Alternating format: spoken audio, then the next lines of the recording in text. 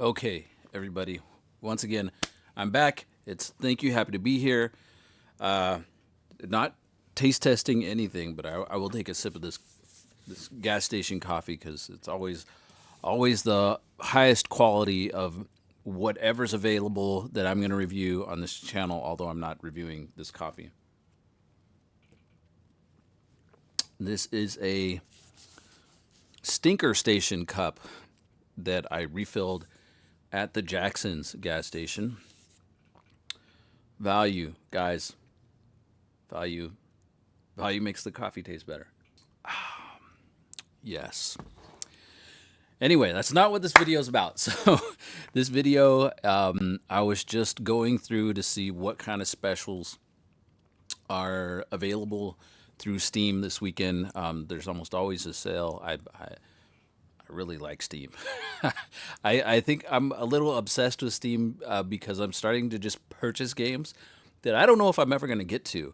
But I come from an era, and I don't know why I say that because I mean, all you have to do is just look online and check and see how much physical copies of games are that maybe you grew up playing, or maybe if you're not as old as I am, that you heard your parents grow up playing. I mean, these titles are just crazy, wild expensive if they were worth playing. I'm sure there's some titles out there that are not expensive. You could definitely get some older sports titles out there, that just were, I guess, kind of relevant for the year that they came out, but that was decades ago. And some of those teams aren't even in the same cities, let alone none of those players are playing in those sports any longer. So, yeah, those games are usually pretty dirt cheap. But a lot of the older classic games, the games that you can just continue to play from here to eternity because they're not based on something that's going to change over time. There's no roster of I mean, it doesn't the games that I'm talking about that are just kind of increasing in value all the time are usually titles that don't necessarily fit for a specific time setting other than they were created during that time. But other than that, there's really no tie-in to, like, you don't have to be knowledgeable about the time frame when that game was being created because usually it has nothing to do with the gameplay itself. So a lot of those older games that I grew up playing that are on cartridges, even some that are on CDs when the CD systems first started rolling out, the first PlayStations, the Sega Saturns. Excuse me. If those games were worth playing, those you can check out eBay. Those games are probably crazy expensive at this point. So that's why I'm just really liking Steam to the point where I'm probably overloading my library with games that I might not even ever get to play, but they're such a good deal. I'm like, oh, I could really. I'm comfortable with partying with this. Sometimes it's $1, sometimes it's a 99-cent game, sometimes it's two, three, maybe up to $5 or something like that. I'll be like, yeah, I'll play it. I mean, think of how much it costs just to like go to a movie these days, and you don't even get to take that home. Like, these are games that if I like them, hopefully I'll be getting hours of enjoyment out of them. So they're definitely worth the up to $5, possibly a little more depending on the game, but that I'm comfortable with parting ways with in order to get these games. So anyway, back to my setup. So I'm back on this again. I think this is an HP. It's an HP ProBook. I want to say it's a G4. It's got an Intel Core i5 processor, and I think it's a quad core, so 4 cores. It's got Intel. I think it's UHD graphics, so it doesn't have a dedicated graphics processor, graphics card. Some people like to call them. It's integrated into the CPU, is my understanding. I talk about this stuff like I'm super knowledgeable. I'm shouldn't sound like that because I'm not. I don't want to act like I'm talking over people's heads because I might be right. Like the amount of things to know might be like this much information, and I'm maybe like about here. So I'm still ignorant to everything that's beyond that. All the stuff above that is beyond me. Like I don't know, but I know a little bit. So this is a quad core i5. It is, according to the sticker, it's a seventh gen, which I think falls short with just one generation of it being compatible or approved for Windows 11. And when I got it, it didn't even have a hard drive, so it didn't have an operating system. I put a hard drive in here, and I just installed Linux. Cool. No, let me rewind time. Let me take you back. Uh, no, I did install Windows 10, but Windows 10 was already reaching end of life at that point. This computer did not support Windows 11, and I kind of specifically bought it to see what alternative options I have because my main laptop is much newer than this one, and it also isn't approved to run Windows 11 without like modifying the installation of Windows 11, which I'm a little concerned about because although a lot of people post videos saying that they've done it and done it successfully online, I'm just wondering if down the line, if that makes it so at some point I stop receiving updates or I don't know, just something breaks and I'm just delaying the inevitable. I'm going to be at this point anyway.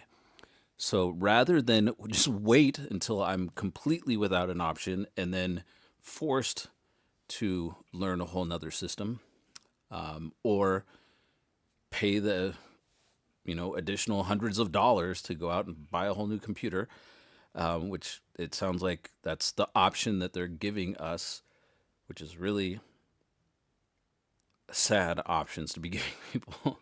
I mean, from what I understand, they're going to continue supporting Windows 10 as long as you're willing to pay for a subscription to continue to get updates on it. So anyway, those who are willing to pay, those who have the money to pay and don't mind paying, are going to continue to get support for Windows 10. I'm not one of those people. I don't feel like suddenly taking this operating system that was given to me as part of the purchase of my computer. I'm sure. Well, I can't say I'm sure. I have a big hunch, a feeling that somehow the creators of the operating system on that computer got a cut of the money that I used to purchase that computer. I don't think it was free to the company that manufactured the computer who put the operating system on my computer. I don't think it was free to them. And in turn, they probably factored in how many computers they were going to sell and offloaded that cost onto me. So it probably did increase the cost of the laptop, maybe just a little. And like most consumers, I didn't notice. I just figured that was just the cost of the computer. But I don't know. It just got me thinking, like, why can't it remain free? And if people are finding ways to kind of get your operating system to work, it'll work. But you don't want it to work. That's the feeling that I'm getting. But that's kind of a side bar, does not doesn't have a whole lot to do with why I'm making this video. Is what I'm trying to say. So anyway, to get back to what I was talking about, I've got this computer, and I've explained this on previous videos, but I bought it used. It didn't. I don't think it had any RAM or a hard drive, so it has a built-in battery. Luckily for me, because I've purchased one other used laptop, and the battery was detachable, and it didn't have the battery, but it was such a good deal. I bought it anyway, and I bought a battery for it. But this computer doesn't have, I mean, I'm sure you can take the battery out of it, but it's not detachable. You'd have to take the computer apart and unwire and unharness the battery and take it out. It'd be a lot of trouble. So I think people just weren't into that when it came to whoever sold me this computer, so they just sold it as is. But they did take the hard drive and the RAM out of it. So where I'm at with this computer now is I have taken Windows off of it, or rather, I installed Pop OS over it. So I'm now running Pop OS, and I'm pretty positive that Pop OS had Steam pre-installed. So I just kind of had to add my account to it, and that's what you're seeing here. I'm in Steam, and I'm just going through pretty routinely, and I'm loving Steam. And I'm finding games that are definitely going to be a little bit older. This is an older laptop. I don't want to throw something on it that's brand new because I just don't think this system can handle it. It's quad core i5. Oh, I did find somebody selling RAM in my area today. They were selling DDR4 SODIMM RAM, so it's the size that fits laptops. It's DDR4, which is the type of RAM that this system takes, and they were selling a 16 gigabyte stick for $20.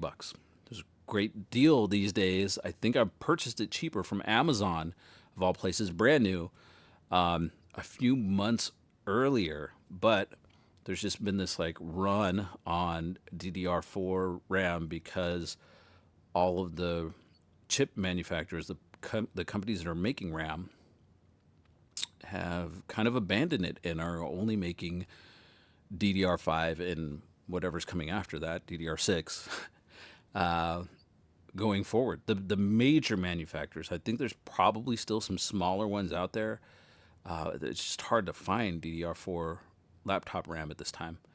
But and from what I was able to read up on, it sounds like they're going that route and abandoning DDR4 and going strictly with DDR5 and the generation that comes after that, because of Windows 11 requirements, and I think mostly because of AI.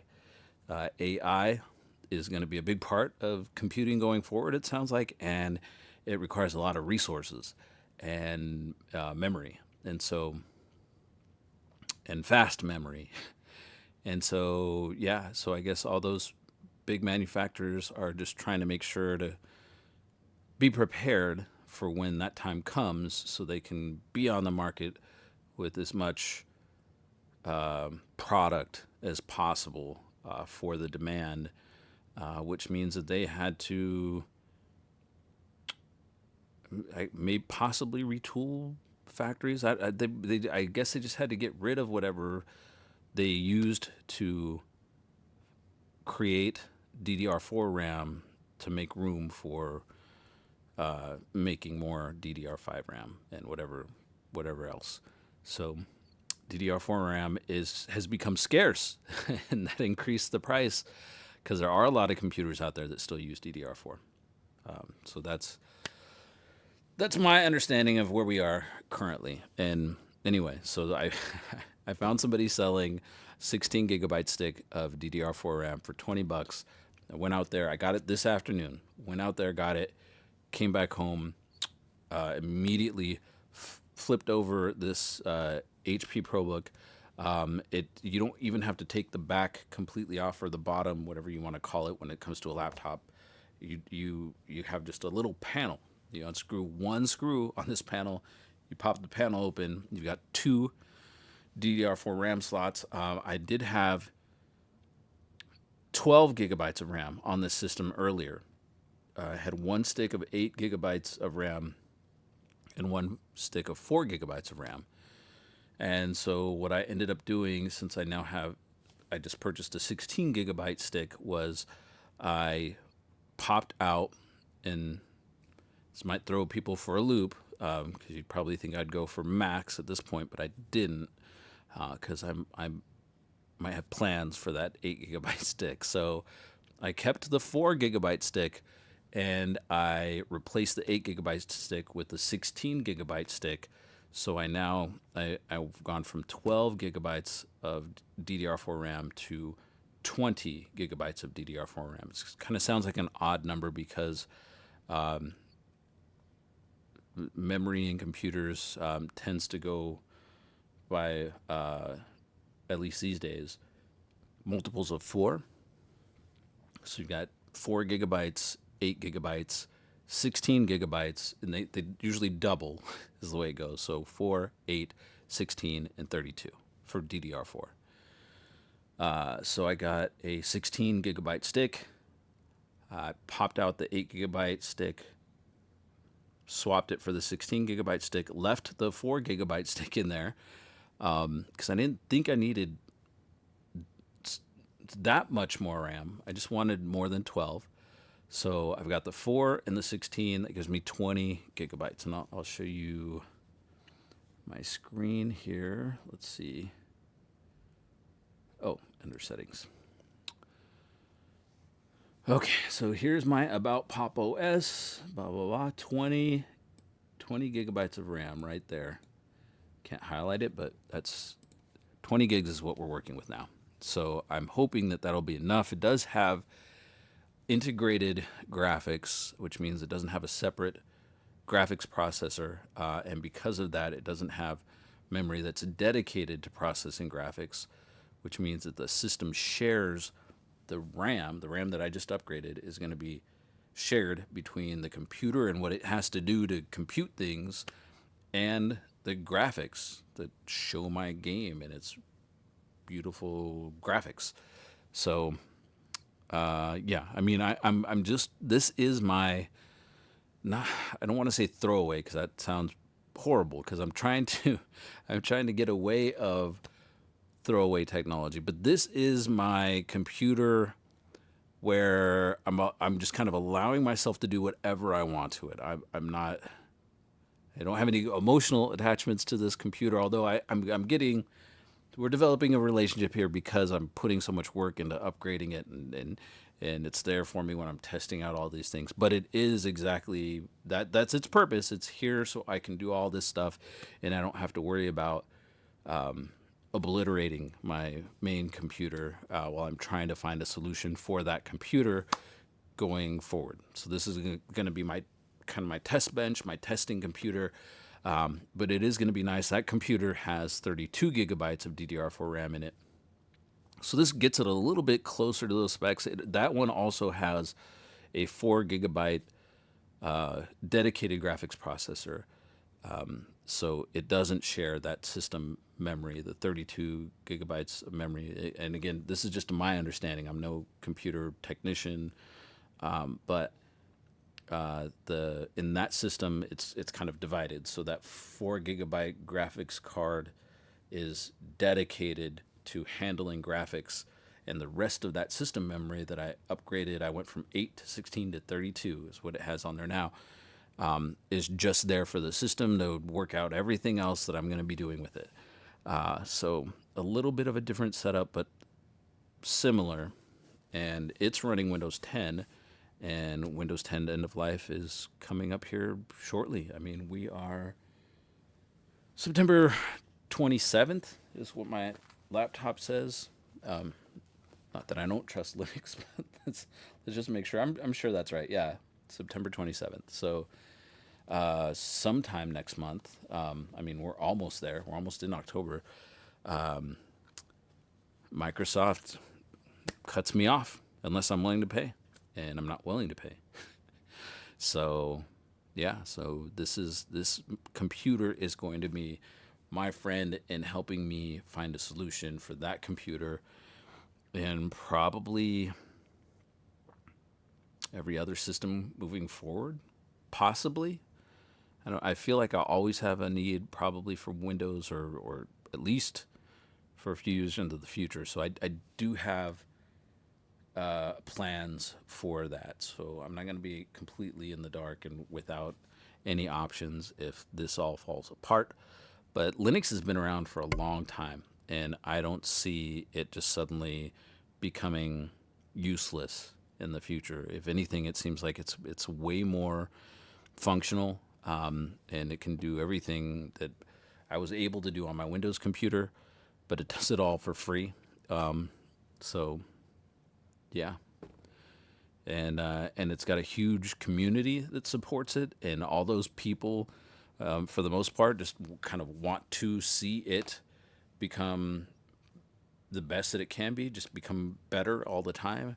And so there's a big group of people out there, a huge resource that are, I guess, like adding code. And I mean, now I'm talking above my pay grade, but adding functionality to Linux, the Linux kernel, which then kind of makes its way into the operating systems, which in my case is Pop OS, which I think is based off of Debian Linux, I believe. I'm not positive.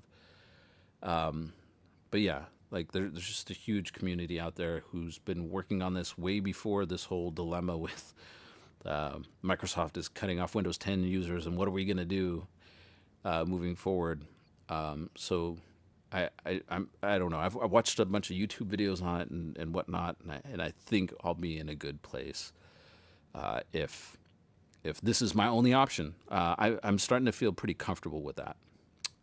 So that being said, so I went through all that just to kind of let you catch up to speed. If anybody hasn't watched any of those previous videos, kind of understand why I'm doing this, why I'm at where I'm at right now, and to get us to the point where I can launch my Steam account and see what's available. So this game right here, that's at the top of this list. This is the one that I was interested in downloading. Now, again, I don't have a dedicated GPU, so I don't know how my system's going to handle this.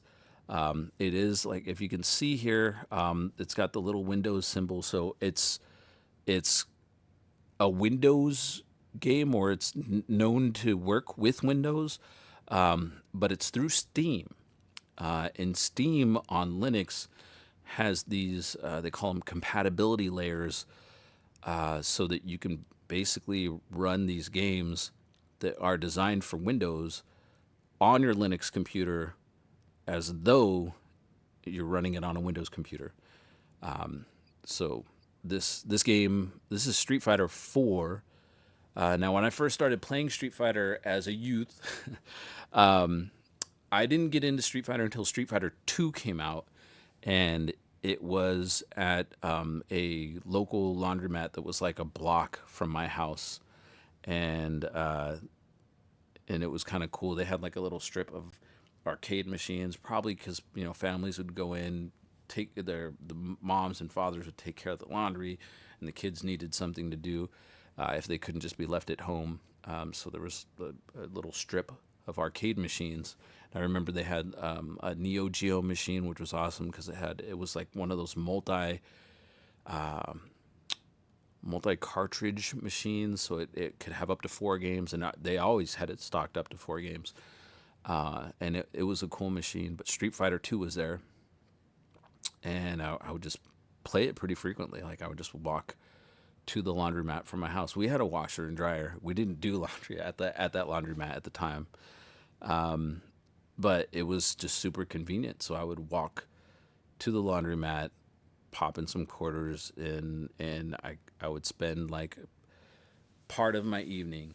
The laundromat was my arcade, my local arcade. We had an arcade at the mall, but that was not close to my house. I would have had to ride a couple buses to get there. And this other one was like a block from my house, so it was super close. But that being said, that just kind of gives you a history of my experience with Street Fighter. It started with Street Fighter 2, so I wasn't in on the original Street Fighter, and when I did get a chance to play the first Street Fighter, I thought it just played different. I mean, it's definitely similar, but you don't have the same characters. The moves felt different and more complicated. Street Fighter 2, though, just seemed like I just hopped at the arcade cabinet, swung the joystick around, slammed a few buttons, and after a while, I just got the hang of it. I don't think it took me more than like a couple of fights before I'd already learned some special moves. So Street Fighter 2 is really where my history with the Street Fighter franchise begins. And I think the first time I played it was probably like 1992 or 93. But yeah, so this is what they've got on sale here is Super Ultra Street Fighter 4. Sorry, I was going to say Super Street Fighter 4. So this is Ultra Street Fighter 4, and it's on sale right now. I better stop this so it doesn't play a bunch of music or something that's going to be copywritten. But and I don't have my headphones in, so I couldn't even. Oh, I don't have them plugged in, so I would be able to hear it through the speakers. But yeah, I don't want to be get a strike for playing some copywritten tunes on here. But we got Ultra Street Fighter 4. It says it's for Windows, but I'm running Steam on Pop OS, which is Linux, and it's got I want to say that they called it a driver, but it's a you basically tell Steam when you launch the game kind of what to launch it with, almost like what. Oh, it's a compatibility layer.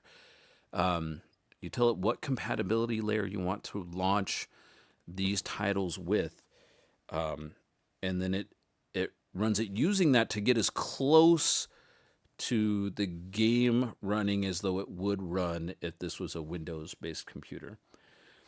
So Street Fighter 4, well, it's Ultra Street Fighter 4.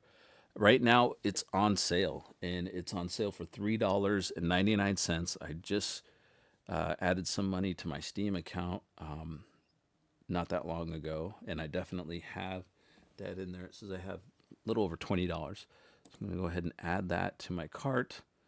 There it is, and it is 87% off, I think. Oh, do I already have it in the cart? Oh, there was another game that I wanted to download. I might as well download that one too. This is Ukulele. It's Ukulele, and it looks like a really fun game. So I'm going to download that one too. But that one was only $3, $2.99. So I definitely have enough funds on my Steam account to go ahead and install it. It says here the total is going to be $6.88. So let's go ahead and continue to payment. Blah, blah. I'm going to earn some Steam points. I agree. And okay, thank you for your purchase. There's my receipt. I just got an alert on my phone. And so we're going to go to install. And here we go. There's my purchases. Oh, and that's how much memory each one's going to take on my hard drive. I don't want any kind of desktop shortcuts or anything like that. So we're just going to leave it the way it is. I'm going to click on install. And then there's an end user license agreement. I'm going to accept that, of course. And then here we've got my games being downloaded. So we're going to go ahead and allow it to download. So based on what everybody else in my household's doing, it may take a little while. The progress bar doesn't seem like it's going super fast. Okay, I'm back. I'm back. Once again, I decided to stop recording just for a second, make sure that I got my downloads completed. But I'm back. We're running Linux. I am doing this. So here we go. This is OBS. We're going to minimize that. Wait, what just happened? I thought I minimized the Steam window. My fault. Okay, so we're back in Steam, and I now have my content downloaded. So let's go to install content. It's going to work, right? Again, we're working with older tech, so it's functional though. be a little patient with it. I did upgrade the RAM. Wondering if it just. I did walk away from the computer earlier, so I'm wondering if maybe it already installed. Let me see. Well, there's my game right there. Let's try to launch it and see what happens. I've got no achievements. I think it's gonna launch. It says cancel up here, so it's doing something, right? Now again, it's an older processor. It's got a GPU CPU combo. I think that's how this works. It's on onboard graphics so it doesn't have a dedicated graphics card. Launching Ultra Street Fighter 4, processing Vulkan shaders. I don't know what Vulkan is, but its percentages are going up, which is a good sign. That's always a good sign. So I'm not going to skip it. I'm going to let it continue. It was going pretty quick, and now it's not going pretty quick. It's going pretty unquick, and I would call this slow. So again, going back to what I was saying, it's older tech. It's not cutting edge. I'm not sure when this computer came out. I think it might be pre 2015. I'm not sure. I'll have to look it up. 440 G4 Core i5, which is what it is. There's a website called Laptop Media that says it's got specs for this machine. So let's see. So it's the i5 7200U Intel HD graphics 620, which is currently number 348 on the list of top GPUs. So it's not high on the list at all. Okay, it looks like we're launching. Intel Core i5 7200U is... Oh, it says it's a 2-core, 4-thread. Oh, but look, it's launched. NVIDIA, it's meant to be played. I do not have an NVIDIA card on this. Is there any reason why it's not full screen? I don't like this. Let's see, what does OBS show it's recording? Yeah, I don't like this at all. Give me full screen.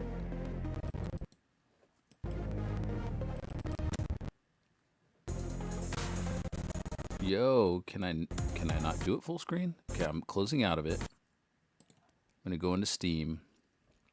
And then here I can make some changes to it. So I think it's this. It's either under Manage or Properties. But I think what I have to do is find I think it's the runner or compatibility, the compatibility layer. Forced to use specific Steam compatibility tool. Do I want to force it? Okay, here we go. Oh, different protons. Okay. There's Proton Experimental, and then it looks like Proton 9.0-4 is the newest. Do I give it a shot? Sure. So I'm telling it to use that. And this is for Ultra Street Fighter 4. And I think I just click on the X to kind of save it. And let's try this again. Let's see if we have any better luck. If not, I might just have to play it like this. But let me grab some headphones and a controller. Now this is the Gravis Gamepad Pro. It's a way older controller. I had one of these back before the year 2000. You're welcome. Sorry. You're fine. Yeah, the Gravis Gamepad Pro. These things have been around forever, but they are kind of... I don't know if I want to say that they're modeled after the PlayStation controller. They gotta be, though. Like, look at this thing. Tell me that doesn't look like just the original old school PlayStation controller. Ooh, that sounds nice. It's in some level of Dolby, I'm guessing. I don't know. I might have to play it like this. I'm guessing everybody can see the screen the way it looks. It's not full screen. Do I have any? Take a screenshot, hide, move, always on top, always on visible workspace, move, close. I don't want to do any of those things. I don't know. For now, while I figure out how to get it.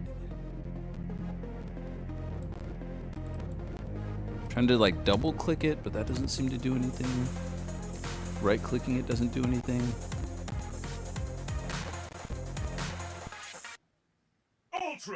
Oh, I think it's already responding to my...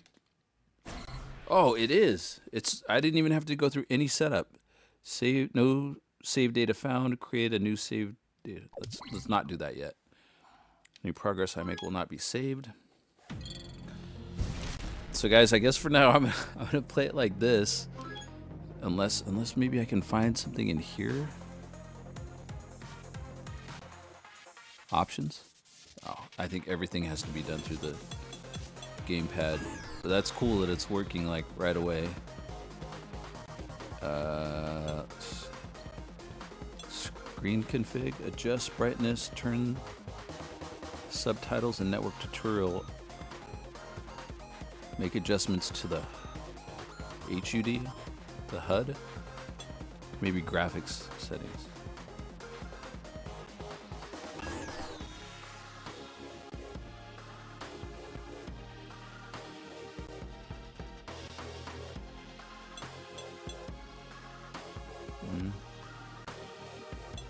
Nothing in this, from what I can tell.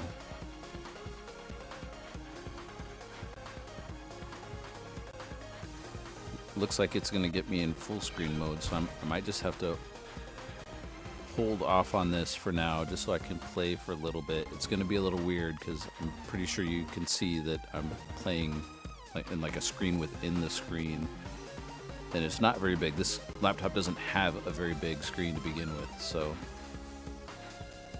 I don't know. I think we're just going to have to try playing it.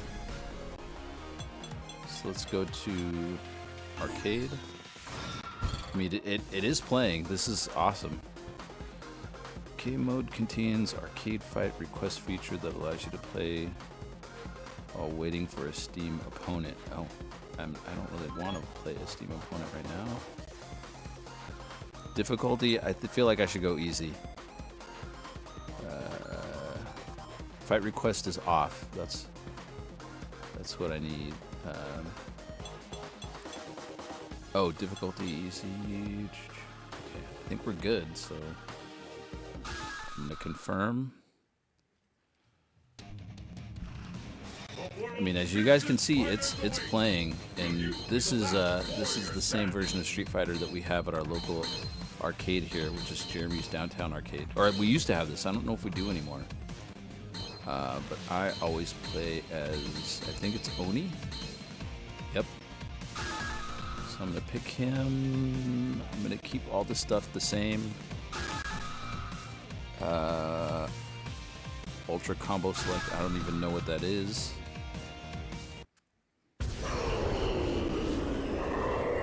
I mean, it's playing and it looks pretty good. I'm gonna have to figure out this full screen thing here at some point, but I'm happy that I'm playing, so.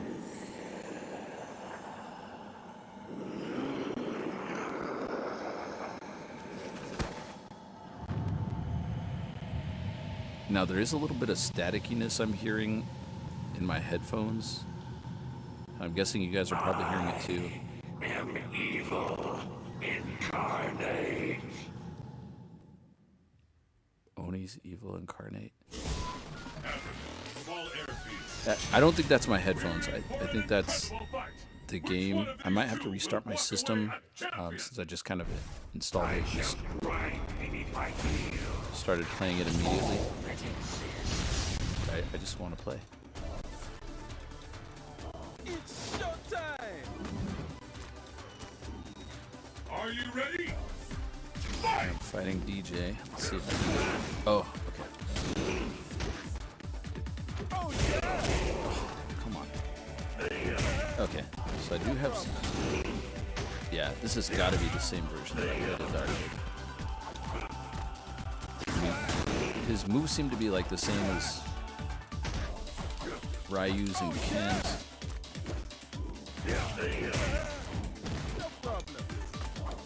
Oh, the framing on this thing is like not good.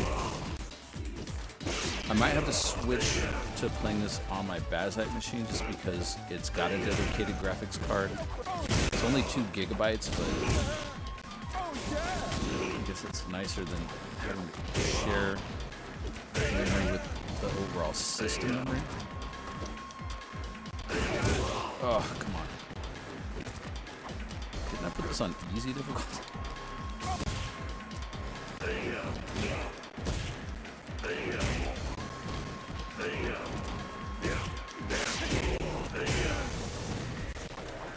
Obviously, I'm doing a little bit of button mashing because why is it jumping around like that? I'm not pushing up at all, so I don't know why I'm jumping around like that. Did I win that one? I won! Yeah! You kick them after you win. That's what winners do, I guess. After the bell shot. So I won the first round.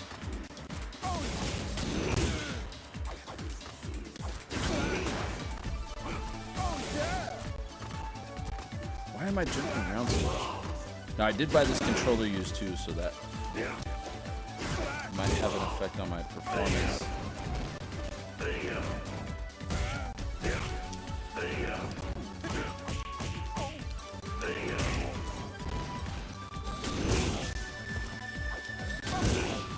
Let's see if I can pull off one of these. There we go. Oh, there we go. That's what I wanted to do. Another one of those. Oh.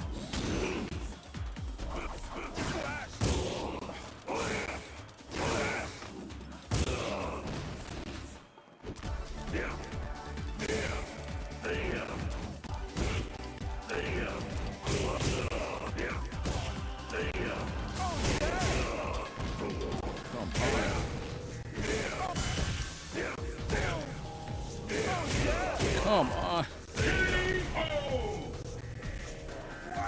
Okay, I win that one too. So I am playing Street Fighter 4, whatever version this is. Can I pause this somehow? I don't know if I can. I might just have to close out of the game. I think that's what I'm gonna do. So I am playing Street Fighter 4 Ultra on this older piece of equipment, running Linux, with now 20 gigabyte. Is that what I said I had? Let's see. Yeah, 20 gigabytes of RAM, DDR4 RAM. No dedicated graphics card, so the graphics are made possible by the system sharing that RAM with whatever's left over after it does all of its system processing stuff.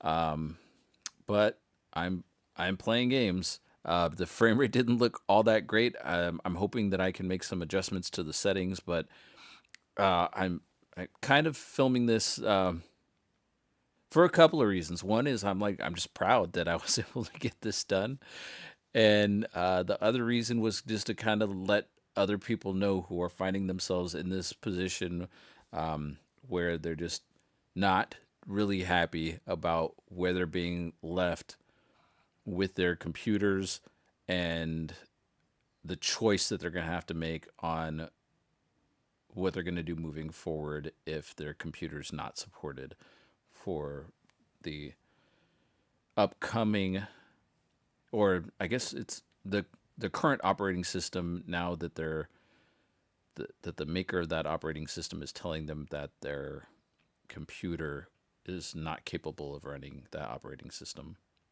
Kind of lost track of thought there, but I think I vocalized a complete thought.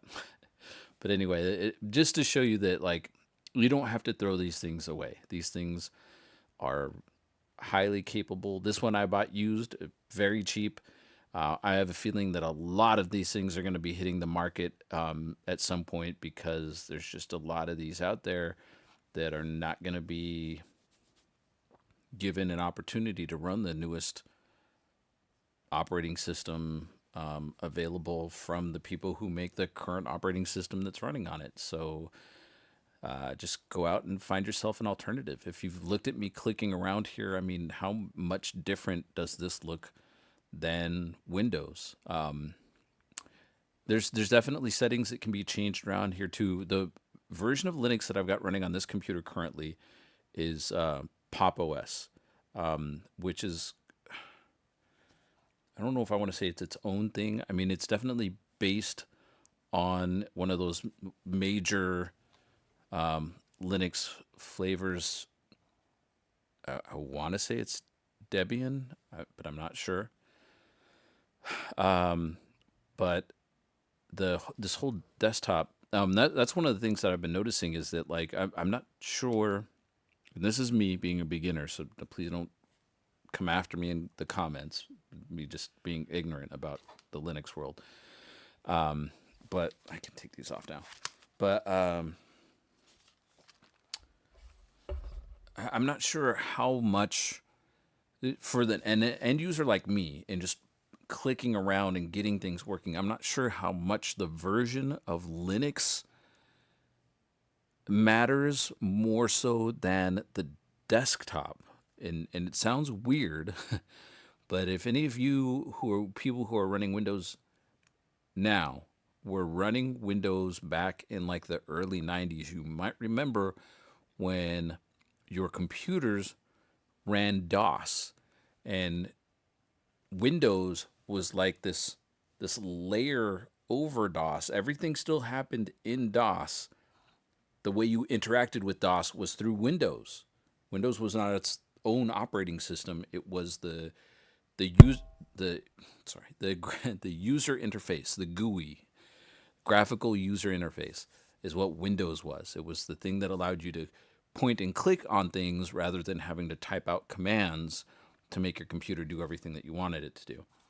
And Linux kind of has that same thing where you've got Linux, and then you've got your desktop that's running on it. So it's like having DOS and then having Windows.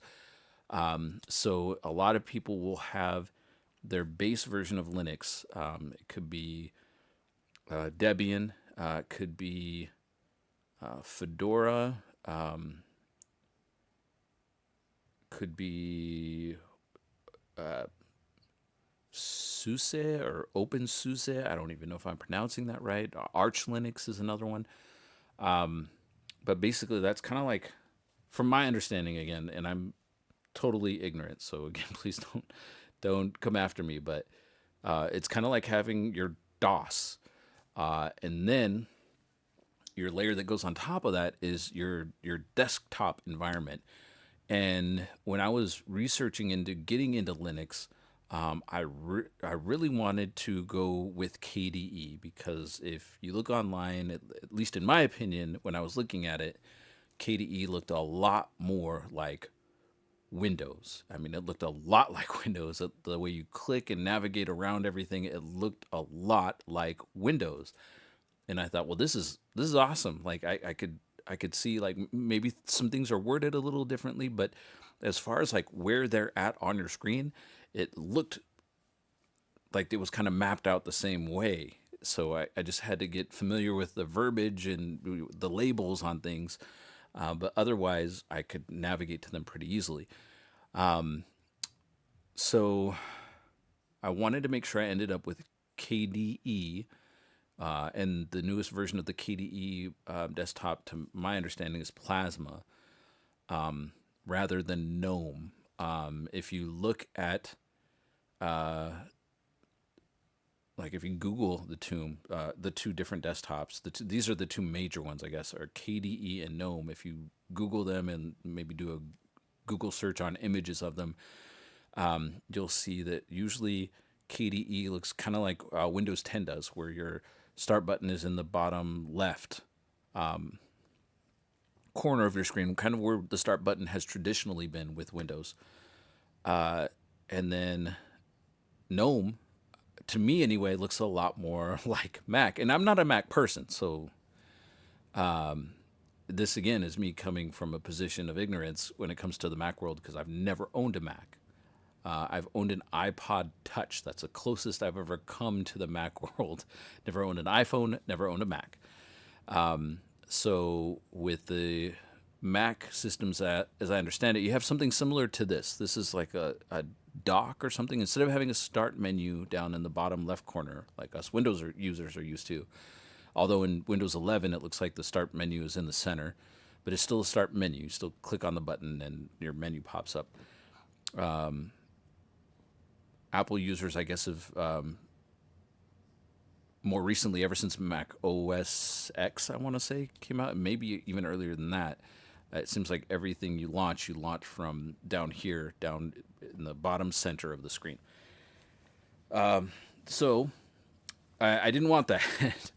I wanted something that looked a lot more like Windows. So that's why I wanted to go with KDE Plasma. And that is what I have on my other Linux machine, which is running Bazite. It's got Bazite is I guess the base operating system, and KDE Plasma is running on top of that, with I think some tweaks and additions that Bazite added to the version of KDE that's in Bazite. So I wanted that initially, and I have that, but I wanted to try out something different on this computer, and originally my plan was to go with another flavor of Linux that operated, with gaming being one of the central focuses of the operating system. And so I went with, and I might butcher the pronunciation of this, but with Garuda Linux, and I installed that on this machine, and I wasn't very successful in getting things to work. I mean, the desktop and everything worked fine, but for some reason the Wi-Fi just didn't work, and I was just kind of going crazy. And I'm kind of impatient sometimes when it comes to these things, so I gave it like a day, and then I ended up going to Amazon, and I was like, well, I'll just get a USB network adapter to provide this machine with Wi-Fi, even though it has built-in Wi-Fi. And so I ordered it, and then the same day I ordered it, I continued being impatient, and I was just like, well, let's just throw another. I mean, the Wi-Fi worked perfectly fine when it had Windows 10 on it. Let's just throw another version of Linux on there and see what we can make happen. And so I was researching online, like what versions of Linux are people using to game with, and one of the options that came up was Pop OS. Pop OS is kind of different. It's still Linux. It was created, I think it's created by System 76, which is a computer hardware manufacturer. They make computers. You can go online. I've seen them on eBay, or not eBay, on Facebook Marketplace. I've seen them being sold locally. People are selling their System 76 laptops. I think I've seen one at a pawn shop. I haven't seen one like out in real life. I haven't seen anybody with one. But I don't think that they're bad. I think they were being sold, pretty high up there at the pawn shop when I saw it.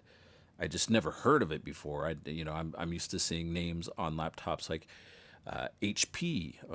Occasionally, I'll see a Toshiba laptop out there. Lots of Lenovo's, stuff like that, but not System 76. So that was my first encounter with that name, was at the pawn shop, and I was like, "What is this brand?" I figured maybe it was something off of some online marketplace, but you couldn't get it anywhere locally. But when I was researching different versions of Linux to try out, Pop OS was something that came on my radar through a bunch of searches.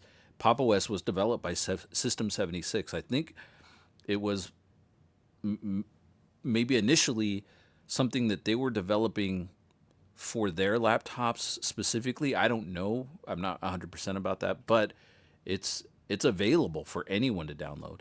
And it does have I don't know if it's their primary focus, but there is a focus towards gaming. So that's what I've got running on here. So I downloaded it. I think if I remember right, Steam was already on there. Oh, well, first off, it found my Wi-Fi right away. So there was nothing wrong with the Wi-Fi card in this machine. It was just for whatever reason Garuda wouldn't work, wouldn't make it operational. So no longer have Garuda on here. That was on here for maybe a day and a half, and then I installed Pop OS. So that's what I've got on here now.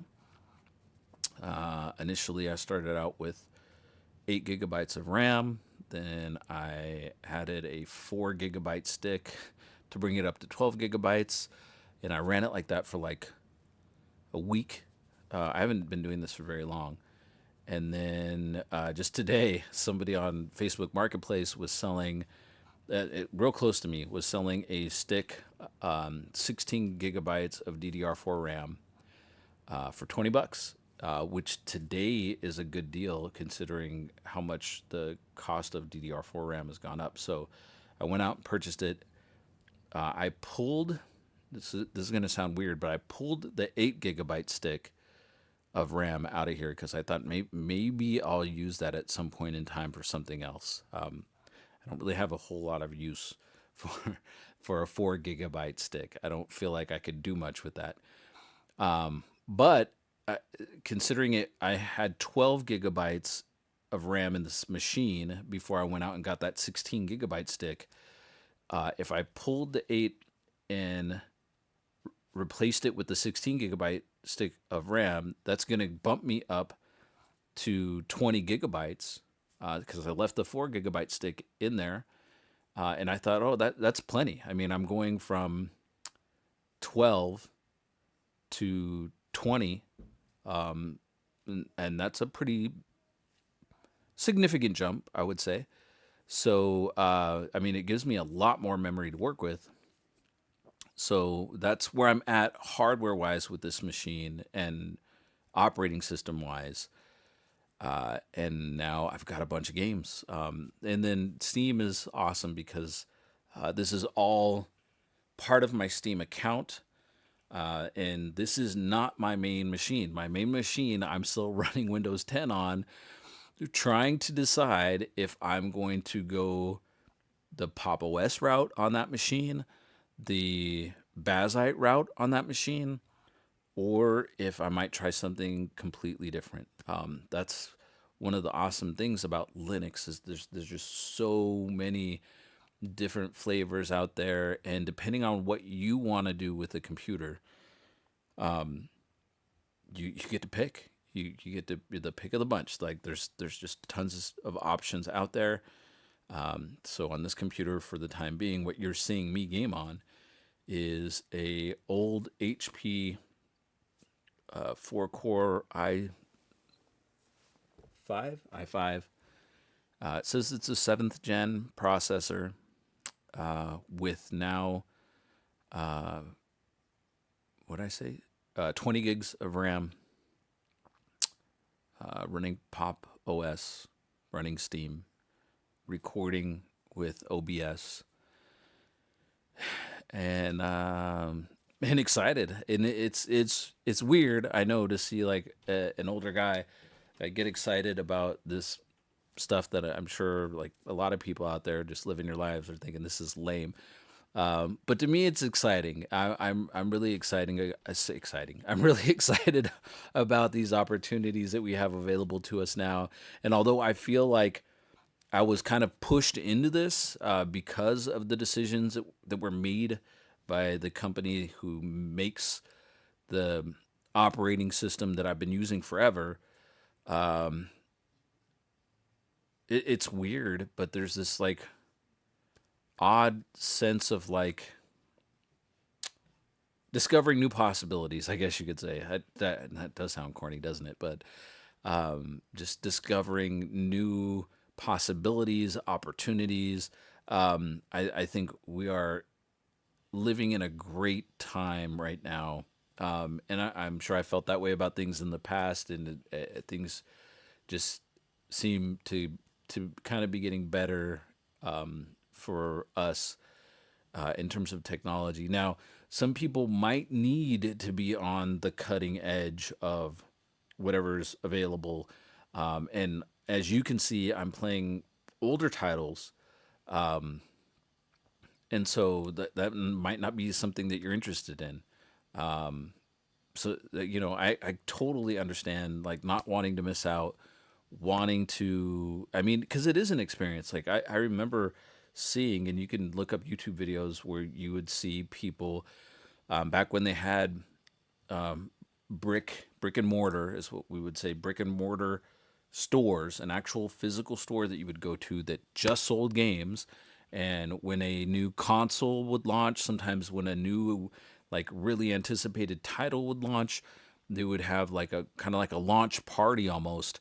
And some like Game Stops and stuff like that would like open their doors at midnight the day that game or that system was set to be scheduled for sale, and it would be an event. People would go there before the doors would open, and lines would form, and you'd see people with smiles on their faces, and they'd be like, talking to other people, kind of getting to know each other. I don't know. It was just kind of a fun time, and so like there's so many titles that were launched back in that era that I've never played, or in many cases never even heard of. That I'm good. I don't need to be on the bleeding edge. I can. There's so much content, for lack of a better word, for me to just go back on, and thankfully we have Steam. With Steam, I can go and search out these old titles, and they're old to the world, and to everybody else they're new to me. They're new to me, and I get to not only do I get to play them and enjoy them for the first time, but I get to share that with you guys. And I know there's not many people watching. Hopefully that changes. But regardless, like I'll continue making this stuff as long as it brings a smile to my face to be able to do that. And yeah, that's kind of why I'm doing what I'm doing, is because I feel really excited about it. So there's a sense of I was going to say triumph. This sense of accomplishment.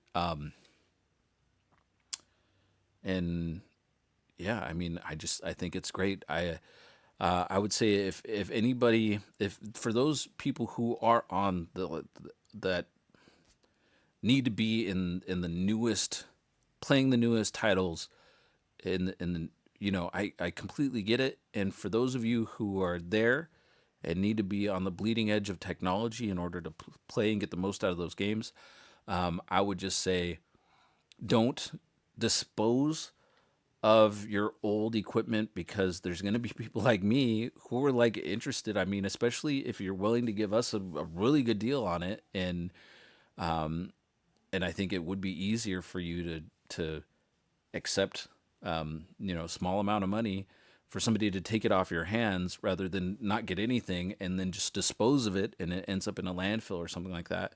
And then we can do this. Like I'm playing new games that I never played before, working with new technology, new to me, like this whole Linux thing is new to me, that I've never done before. Recording, making content with this old technology. This computer's old. This microphone, it's a very functional piece of equipment, but it's older. It's actually a camera. This is a Zoom Q2 HD that I also bought used. I actually ordered this one off of eBay, where I won an auction on eBay where this was being sold. And I didn't buy it for the camera. I bought it specifically for the microphone. So you'll probably never see me shoot video content with this camera. But the reason why I got it was because Zoom makes really good quality audio equipment. And they integrated that into this camera that they were trying to sell back in the day that sold for hundreds of dollars. And I'm pretty sure I got it for like between $20 and $40. I don't think I've spent more than $40 for almost anything on eBay. And it's a good quality microphone, and I hook it up. OBS on Linux. Discovered it like that. There was no setup or anything other than I had to plug in this USB cable, and when I turned on the microphone, I had to. There's a what it immediately pops up and kind of like asks me what I want to do with it, and there's an option for USB mic.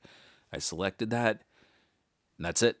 That's it. It's in OBS. I can open OBS. There's my levels like hopping up and down. It looks like I might be talking a little too loud, or maybe I was too close to the microphone as I was talking too loud. But yeah, it's a Zoom Q2 HD handy video recorder because, like I said, it's a camera. But I use it for audio. I use it as a microphone. And you guys can do that too. I not only do I use this, if you've seen any of the videos that I shoot when I'm outside shooting content and I'm like doing those taste testing videos or whatever, and you see something in my hand, that was going to be this. But usually what it is a small Sony, or I've got two. I've got a Sony and I've got an Olympus voice recorder. It's meant to just record dictation. Like if you want to make a voice note of something, it's older tech too, but the nice thing about them is they're new enough that they're digital and they take SD cards. So I'll record audio with those. And again, I bought them off of eBay. I don't think I've spent more than like $20 max on any of that stuff. And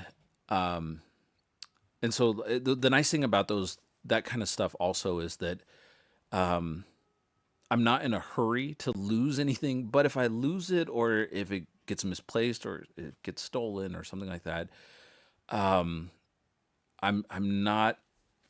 It's not going to leave me in a desperate position or leave me depressed, thinking like, geez, how am I going to replace something like this? I got it for $20, like I'll be able to replace that. And I that's another thing. That's another reason why I'm so excited about where we are today. And I hope that things will just continue to get better and better going forward. But yeah, it's a voice recorder. I'll either use the Sony or the Olympus one. I'll record on that. I'll shoot with a camera, usually something older like this, although I don't use this one to shoot video. But I'll shoot on something like this that also takes an SD card. Once I'm done recording those two things, I'll pop both SD cards out, transfer the video and the audio files to a computer, a machine like this. And then in my Windows days, I was always using Cyberlink. Yeah, Cyberlink's Power Director software. And it had an option to just sync audio between two files that had audio on them. So I could take my video file and my audio only file, one from the camera and one from my voice recorder, and the software would understand like the fluctuation in my voice and other sounds around that it was recording, and it would match them up so that they were playing the same sound at the same time. And then what I could do using that software is I could basically, once I had them lined up so I know that it matches the sound that's part of this video file, I could then either mute the audio from this video and just play the one that I recorded on my mic so it sounds better. Or what I was doing originally was I would just, once I synced them up, I would just basically tell Power Director to separate the audio and video file from the original one and just delete that audio file. And then I would save it new and I would just label it synced. So I would, like, if I was like eating tacos or something, I would be like, eating tacos would be like maybe the name of the recording, the original recording, the video. and then I would name the audio file the same thing, but they would have different extensions. So the video would be like, I don't know if it'd be like an MP4, but it'd be some kind of video format, and then the audio file would be MP3. So it'd be like eating tacos MP4, eating tacos MP3. So they're different files, same name, but different files. So they're different files. So then once I got it synced up, I would delete the audio off of the original one. I would produce the video. There's got to be a faster way to do this. I know I'm doing this all wrong, so don't follow my advice when it comes to editing videos. But I would sync the audio and video file, eliminate the audio from the original video file that would have all the background noise and all the stuff that you didn't want to hear in my videos. And then I would produce it with the video, the video minus the audio that was recorded with the video, and then the audio only that was recorded from my recorder, synced up together so that they match, so that when I spoke, what you saw, the movements that you saw from my face matched the sound that should be coming into your ear.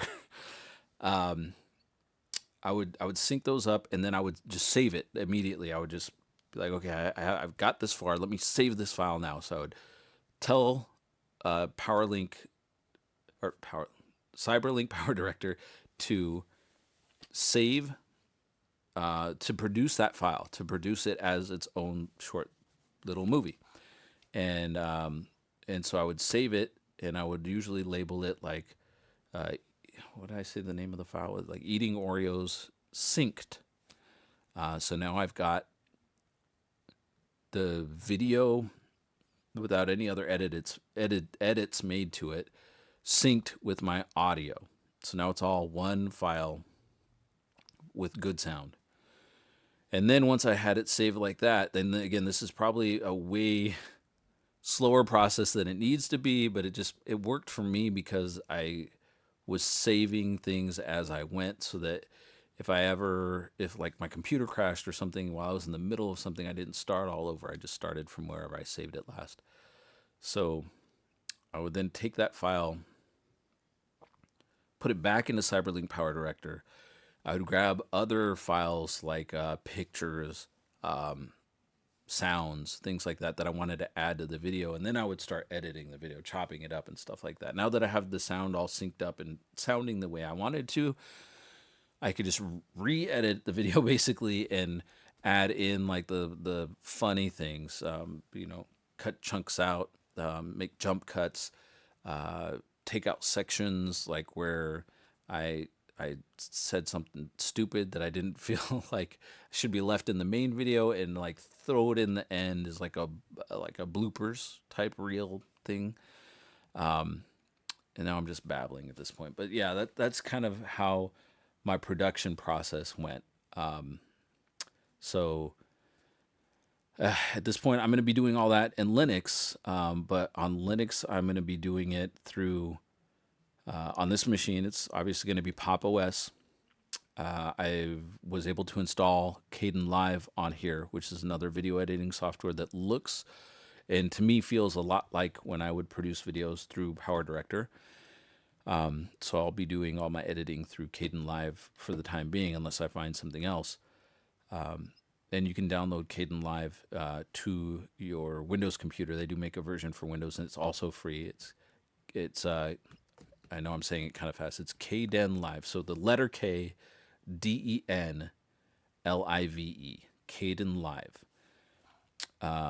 But yeah, it works for me. It feels like it works a lot like PowerDirector. I tried using DaVinci Resolve, and the flow is just way different than what I'm used to. The flow within Kdenlive is like much more, at least it feels much more like what I'm used to with PowerDirector. So that's what I'm doing. That's why I'm going that route for now. DaVinci Resolve is also free, and it's like what a lot of professionals use. So if I could get some training on it, or if I could just devote some time to getting used to that, I might end up going that route. But for now, I'm going to be using Kdenlive. So when you see this video, it was recorded on that budget setup that I was talking about, and I'm going to be using free software to produce the video. I'm going to be using Kdenlive to produce it, edit it, and complete it, and then I'll go ahead and upload it directly off of this computer to YouTube. And the whole process will have been completed using Linux, using Pop! OS on an older machine. Yeah, and hopefully you'll just see more of that. So anyway, that was kind of a long explanation. This video went on a lot longer than I expected it to, but like I said, I'm just kind of excited. So sometimes I don't shut up, but I will now. So be sure to like, comment, subscribe, leave a recommendation, and your recommendation might just end up being my next video. But for now, good night. Peace.